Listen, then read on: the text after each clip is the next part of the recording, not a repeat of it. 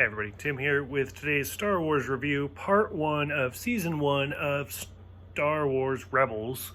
So, fantastic show, absolutely loved it, think it's great, super excited to do this. So, it's kind of interesting that the first season's like 14 episodes, but there's also a short for the first part, so I can actually break them out pretty easily. So I'm going to do the first 4 episodes, but I'm also going to do the 4 minis as well. So this series takes place shortly before episode 4. So we're after the Clone Wars by about 15 years, after Revenge of the Sith. So it's kind of that little gray middle period. So I thought it was a great little place. Really liked the series, a lot of guest stars to talk about, lots of stuff going on. So I'll just kind of jump into it. The 4 minis were actually debuted, I think it was YouTube, before the series came out, kind of an introduction. And so there's A Machine and the Ghost, which just introduces us to Kanan, Hera, and Chopper. It was great, just seeing the mom-dad thing of Kanan and Hera. Would you please hit something? Well, would you please fly better?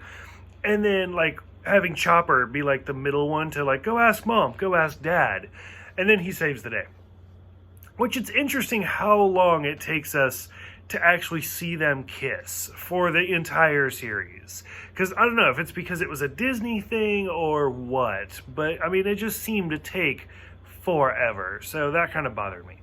Episode 2, Art Attack, introducing us to Sabine Wren and her Mandalorian gear. I mean, she's just the artist of the group, going after the stormtroopers. We already get their names, she's Spectre 5 of Ghost, so she's clearly the 5th one of the group, and her doing her little paint bomb, it was great.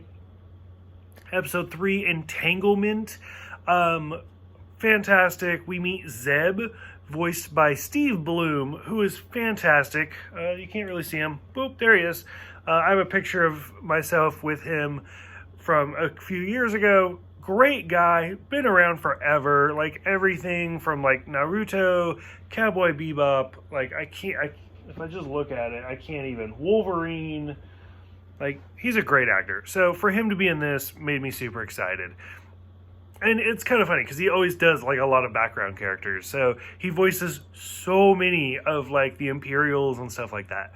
And that's the whole point is, are you embarrassing the Imperials again? No? Maybe?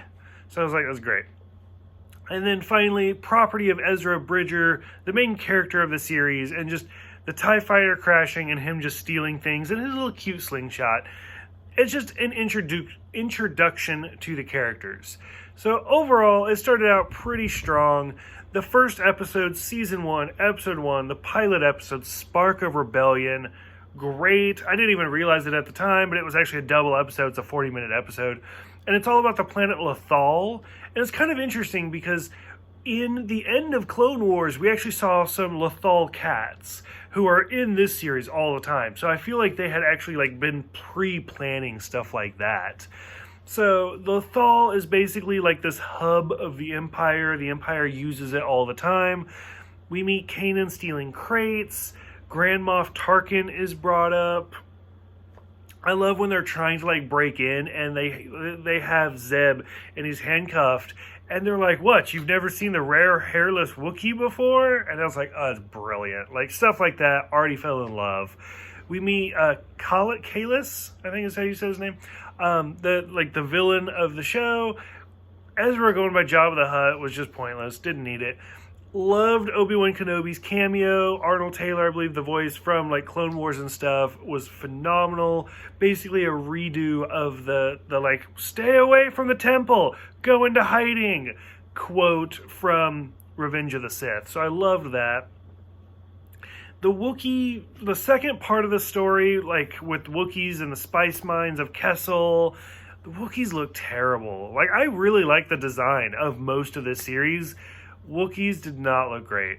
And then we kind of get the hint of the big bad for the season as being the Inquisitor. So already I'm all about this show. It's fantastic. Episode 2 took a dip, I'm not gonna lie, a little bit. Droids in distress. First, it's a car heist or a train heist, I guess. C-3PO's in there with his silver leg. And then, I don't know, like, what was the point? The whole thing with, like, the Disruptors being banned because of Lestats, I think it's Lestats, of, like, Zeb's race that was pretty much wiped out by them. And I don't know, like the C-3PO R2-D2 kind of felt shoehorned in there. It was more interesting to learn about Zeb and his people, which we'll learn more about in the series, but I was like, it just seemed kind of a little forced in there. Kahless giving the order to kill the Lestats. I'm butchering all of these names with their alien names, and if you guys have seen any of my other reviews, I suck at names, so whatever. And then, of course, Bail Organa shows up at the end, and it's like, oh, look at you. Like, I felt happy again. Episode 3, Fight or Flight. Not too bad. I loved the opening scene where, Ezra thinks he's, like, lifting something with the Force, but it's just Chopper. It's like, okay. So, basically, Ezra and Zeb, fighting all the time, have to go get a Malurun fruit on Lothal, which don't grow there, and they're not in season anyway. So, them fighting, or trying to work together, stealing a TIE fighter. It's kind of an interesting little bonding episode. And my favorite scene, it's probably cliche, but my favorite scene is when Zed gives him the helmet, and he's like, I already got one of those. And you can see Zed be like, oh, well, I guess I'll go fuck myself. Okay. And then he's like, you know what, but this one's nicer. I like this one. And they work together. It's a really kind of cute little moment. So I loved that. And then the last one I'm going to do for this little group is Rise of the Old Masters. Broke my heart. It was so sad, which is kind of funny because, like, I just redid my Clone Wars reviews. I just rewatched all of it. And if I just jumped into this, I don't know if it would have had the same emotional impact, where I love Kanan doing that, be like the do or do not, there is no try. What does that mean? I don't know. Yoda used to say it. So I love that. I love how we actually see him adjust the lightsaber length. So I thought that was kind of cool. Brent Spiner makes a short little appearance as Travis, so I was like, that's kind of cool. The reason this was heartbreaking is it kind of shows the death of Jedi Master Knight Illuminara, who, again, like, if I just started watching this, I would have been like, do I remember Illuminara? Like, which one was that one? But then, like, since I just rewatched Clone Wars and seeing all the stories of her and Baroness, and I was just like, oh, God, now to watch her die in this, it was really sad. Like, it was really, really heartbreaking. So I was like, okay, so this show's going to be rough. Got it. Them trying to break in, but, like, the stealth blocker, whatever, is a mating call for the aliens. I was like, that's great. Jason Isaacs appears as the Inquisitor. Fantastic actor. I mean, I probably couldn't tell you something I don't like him in. Like, anything from The Patriot, Event Horizon. I don't like the Harry Potter movies. I'll tell you that right now. Still, he's fantastic as Lucius Fox. Even Star Trek in Discovery as Lorca. Like, he's a great actor. Anything he touches. And he's always a villain. Like, I honestly don't know if I've ever seen him as a good guy.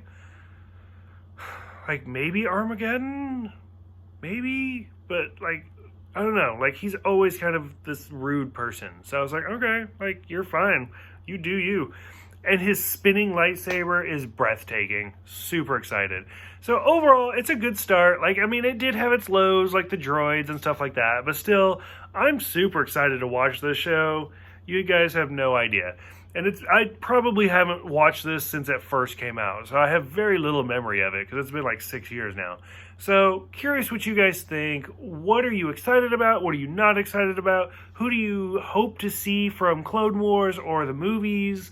Go ahead, let me know, and I will see you guys next time for part 2 of Season 1.